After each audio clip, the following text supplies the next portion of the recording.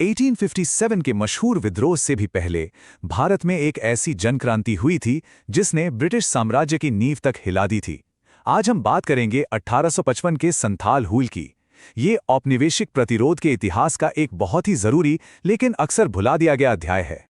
इस विद्रोह का असर कितना बड़ा था, इसका अंदाजा आप कार्ल मार्क्स के इस एक वाक्य से लगा सकते हैं। उन्होंने इसे कहा था, औपनिवेशिक पूंजीवाद के खिलाफ भारत में पहली जन क्रांति। मतलब ये कोई छोटा मोटा स्थानीय संघर्ष नहीं था, ये एक ऐसी घटना थी जिस पर दुनिया भर की नजर थी।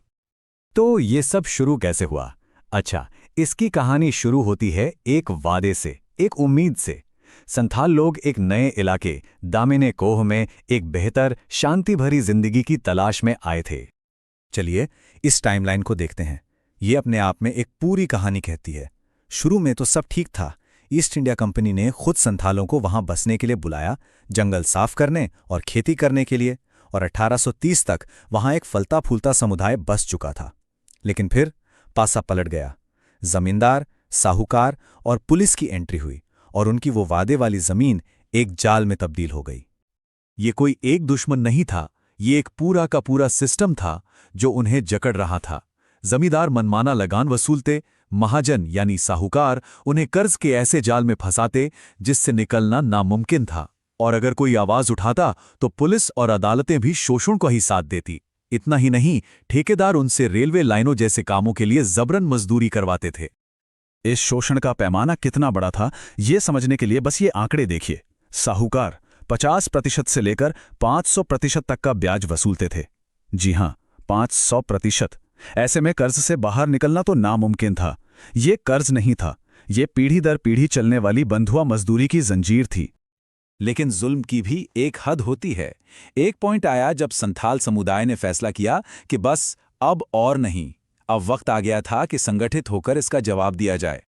और जब उन्होंने लड़ने का फैसला किया तो ये कोई छोटा मोटा गुस्सा नहीं था। जरा सोचिए, 30 जून 1855, 400 से ज्यादा गांव और 6000 से भी ज्यादा संथाल एक जगह जमा हुए। ये एक बहुत बड़े जन आंदोलन की शुरुआत थी जिसकी गूंज बहुत दूर तक जानी थी।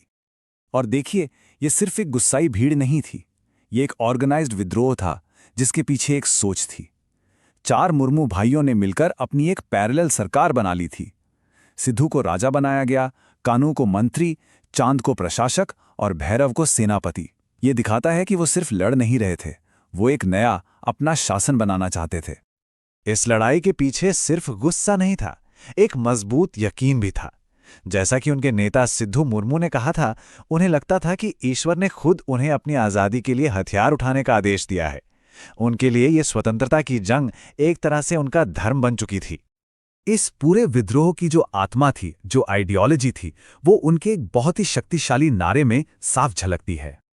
अपना देश, अपना राज। ये नारा भारत में पूरी तरह से आज़ाद हुकूमत के लिए उठने वाली सबसे शुरुआती और सबसे साफ आवाज़ों में से एक था। ये कुछ सुधारों की मांग नहीं थी, ये एक ऐलान था कि जमीन हमारी है तो राज भी हमारा होगा।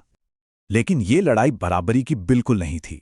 एक तरफ थे संथाल योद्धा जिनके पास थे उनके पारंपरिक तीर धनुष, कुल्हाड़ियां और अपनी जमीन का गहरा ज्ञान, और दूसरी तरफ थी ब्रिटिश आर्मी, मॉडर्न बंदूकें, तोपें और एक पूरी ऑर्गेनाइज्ड फौज। ये उनके अटूट साहस की कहानी है। और ये आग सिर्फ एक जगह नहीं लगी। संथाल परगना से शुरू होकर ये विद्रोह हजारीबाग, बीरभूम, पूरे इलाके में जंगल की आग की तरह फैल गया।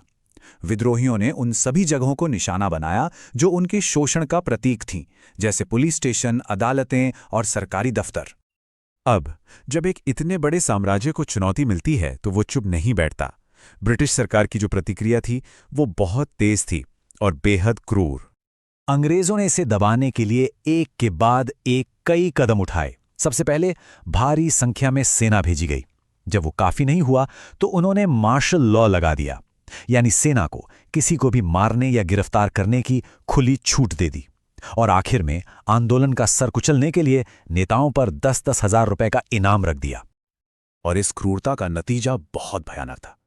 50,000 से ज्यादा लोगों ने इस विद्रोह में हिस्सा लिया और उनमें से 15,000 से ज्यादा संथाल मारे गए। ये आंकड़ा ही बताता है कि यह संघर्ष कितना खूनी था और इसे कितनी बेरहमी से कुचला गया। इस आंदोलन के जो नायक थे, उन्होंने अपनी जान की बाजी लगा दी। सिद्धू, कान्हू, चांद और भैरव सभी भाई शहीद हो गए। और हमें फूलों और झानों जैसी वीरांगनाओं को भी याद रखना होगा, 2 बहनें जिन्होंने हिम्मत की एक ऐसी मिसाल पेश की जो आज भी याद की जाती है। तो सवाल उठता है, क्या ये विद्रोह पूरी तरह से नाकाम हो गया?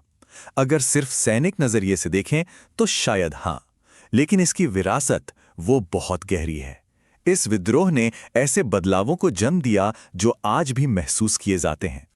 इसका सबसे बड़ा और सीधा नतीजा क्या था? ये संथाल परगना विद्रोह के ठीक बाद अंग्रेजों को मजबूर होकर एक नया जिला बनाना पड़ा।